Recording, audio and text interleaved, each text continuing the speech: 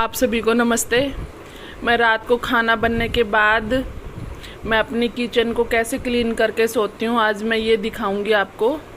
Actually मैं खाना बनाते टाइम है ना चकला नहीं लेती, मैं स्लैब पे ही बेल देती हूँ और फिर मैं हल्का हल्का हाथ मारती हूँ अपने गैस पे, क्योंकि जब सुबह एक बार ढंग से वॉश कर देती हूँ फिर उसके बाद मैं शाम को बस हल्का सा हाथ मार के सो जाती हूँ, क्योंकि क्लीन हो जाता है, हल्के हाथ से ही क्लीन हो जाता है गैस को क्लीन। फिर सुबह ना थोड़ा मूड सा फ्रेश होता है, मतलब साफ़ रसोई को देख के। फिर उसके बाद मैं बर्तन धोने की तैयारी कर रही थी।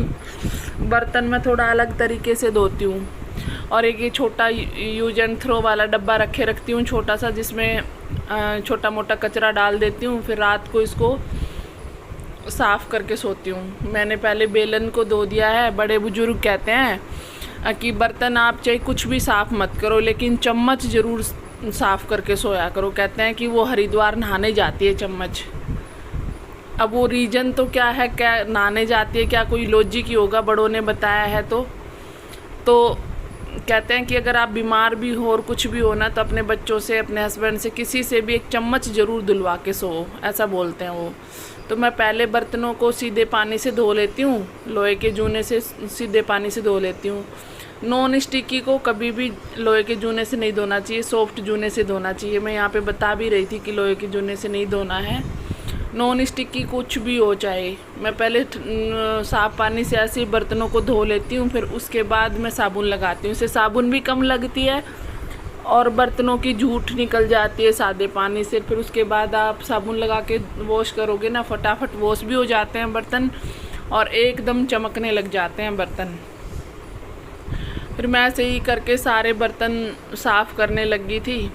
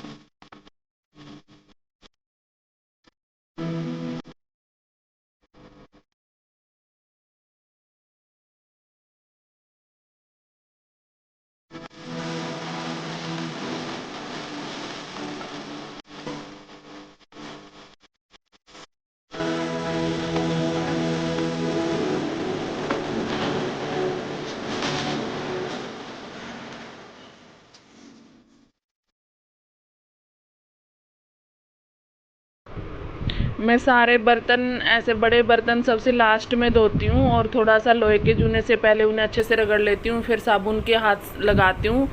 और मैं कोई भी बर्तन धोती हूँ ना, मेरे हाथ में धोने से पहले हाथ में एक वो सिंथेटिक कपड़ा लेके रखती हूँ मैं, जिससे सारी साबुन या जो भी ये हम जेल यूज करते हैं, डिश बार यूज करते हैं, जो भी यूज करते हैं वो अच्छे से उतर जाए और बर्तन में एक अलग सी चमक आ जाती है। आप भी जब बर्तन को धोते हो ना, तब एक कपड़ा साथ में लेके रखा करो, जिससे साबुन वगैरह सब अच्छे से उतर जाए, इसमें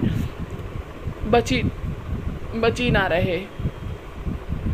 अब मैंने कढ़ाई बर्तन ये दोबारा से साफ़ कर लिया। और ये मैं कभी भी जूने से नहीं धोती मैं, मेरा ये जो मिक्सी का जार होता है ना, ये मैं नॉर्मल कपड़े से और जेल से धोती हूँ, इससे स्क्रैच नहीं होता, अच्छे से साफ़ हो जाता है।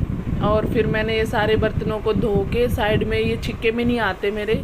और तो सारे छोटे बर्तन मेरे ऊपर, इनके टोटियों के ऊपर छिक्का लगा हुआ है ना, उस पर लगा हुआ है, तो जो भी पानी गिरता है ना वो नीचे सिंक में गिर जाता है और सूख जाते हैं बर्तन। इनको मैं साइड में रखती हूँ स्लैब पे, रात भर स्लैब पे रखे रहते हैं। फिर उसके बाद फिर मैं सुबह जब बर्तन सूख जाते हैं, सुबह अपने नीचे कबर्ड में रख देती हूँ, नीचे जो अलमारियाँ बनी हुई है ना उसमें रख जाती हूँ, सूख जाते हैं ना फिर वो। फिर उसके बाद मैंने उसकी जाली निकाली, उसको क्लीन करा। फिर मैं सिंक को क्लीन करने लगी थी। सिंक को क्लीन करके और फिर उसके बाद जब सिंक क्लीन हो जाता है ना, जब ये सोचो कि सारी घर की जूठन निकल गई है, क्योंकि बर्तन धोने के बाद बेचारा सिंक ही तो बचता है जो जूठा रह जाता है, तो मैं इसको भी दोनों टाइम वॉश करती हूँ। जी हल्के हाथ से करूँ, रात को थोड़ा हल्के हाथ से कर देती हूँ, सुबह थोड़ा अच्छे से कर देती हूँ। फिर वो जो मेरा सेल्फ का जो डस्टबिन होता है उसको रात को निकाल के सोती हूँ, थैली में बिल्कुल क्लीन करके सोती हूँ। फिर उसके बाद मैं दही जमाने लगी थी। मेरा सबसे लास्ट वाला काम होता है दही जमाना, क्योंकि हमारे घर में दूध और दही और छाछ के बगैर नहीं रुकते, दूध पिए बगैर रुक जाते हैं, दही और छाछ के बगैर नहीं रुकते। तो फिर मैंने दही जमा दिया था और उसके बाद मैंने फाइनल लुक दिखाया था मेरी रसोई का। ये देखिए बिल्कुल क्लीन करके सोती हूँ। फिर सुबह जब रसोई को देखती हूँ तो मूड फ्रेश सा रहता है, ऐसे गंदा सा नहीं दिखता। ये सारे मैंने साइड में रख दिए थे बड़े बर्तन।